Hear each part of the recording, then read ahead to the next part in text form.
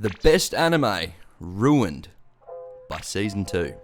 Let me tell you a story. There's been too many times where I've sat down with a big bowl of cereal, feeling good, cracking on some new anime. And let me say, first season gets me damn hooked. That first season usually gets me excited to watch the second season. It has everything I could want. Great characters, amazing plot, fantastic pacing, the whole shebang, everything you want. And almost as if the devil decided to steal my happiness away himself, I get to the doomed second season.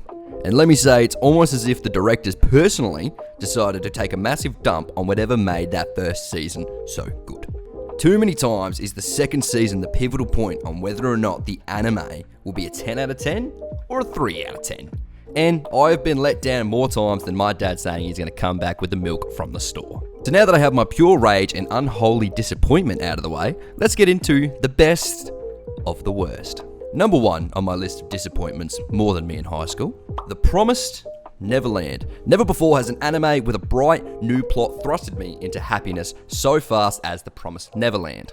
I swear I had no idea where that twist was coming from and which little bastard would stab our main protagonists in the back. After finishing that first season, I was so hyped for the second season and what direction they were going to go. Obviously, I hadn't read the manga, this was purely going off anime, and I was hyped to see where it was going. And well, never have I ever watched a pile of pure dog shit disguised as a second season. They took what was so great about that first season and pile-drived it through a table of hopes and dreams, because all we were left with was broken pieces of disappointment.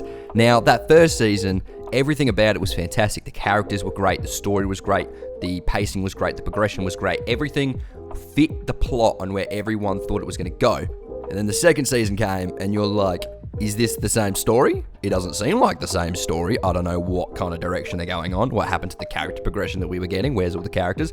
I don't know. But I won't spoil anything, but please save your time and just be happy with that first season, because that is the happiest you'll ever get watching this anime. The second anime bringing me closer to a deep, deep depression. Nisekoi. Now, I only just recently watched this one, and man was I hooked. Now, everyone knows I am a sucker for romance anime, and that first season of Nisekoi was without a doubt a 10 out of 10 experience for me. It is probably one of my best viewing experiences for an anime, filled with laughs and painful emotional moments that had me gripping the side of my seat, questioning my life decisions. The introduction of Raku with brilliant comedic timing, an amazing plot with fantastic love triangles leading to a gripping drama that makes you quickly press the next episode to make sure what was going on.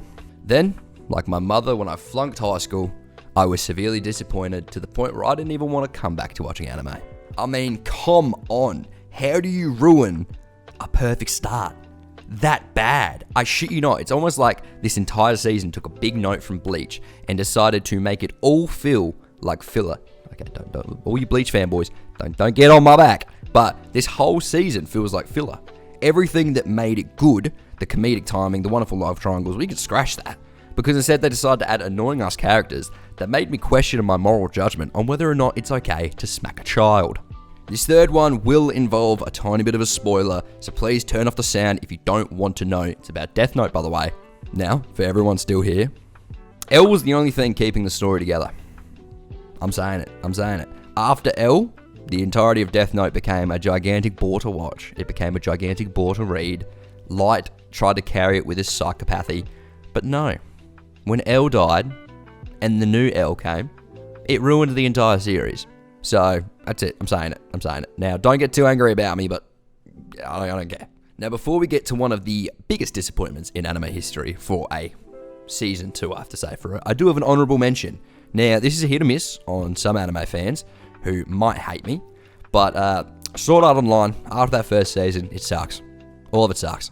There are some forgiving moments, but after that first season, it comes crashing like a plane. I'm not going to say a plane in what scenario, but it comes crashing like a plane.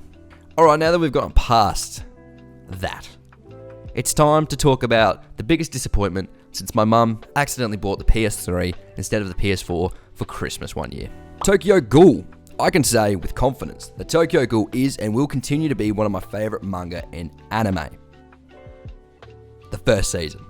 That's what I gotta say. The first season really set in stone what an anime should be. Kaneki was a gripping protagonist who struggled with his morality of being a human or a ghoul, and the whole ghoul versus humans was really a highlight of the entire story. Then for some reason, it was decided that Tokyo Ghoul Re would be the perfect follow-up. It's not. It's not the perfect follow-up. You go from Tokyo Ghoul to Tokyo Ghoul Route A to Tokyo Ghoul Re. Now, Route A wasn't terrible. To Tokyo Ghoul Re. And you're like, is this the same anime? Where's Kaneki? I can't point him out. Where is he? I don't know. They ruined the whole anime. Nothing about Re gives you Tokyo Ghoul vibes whatsoever.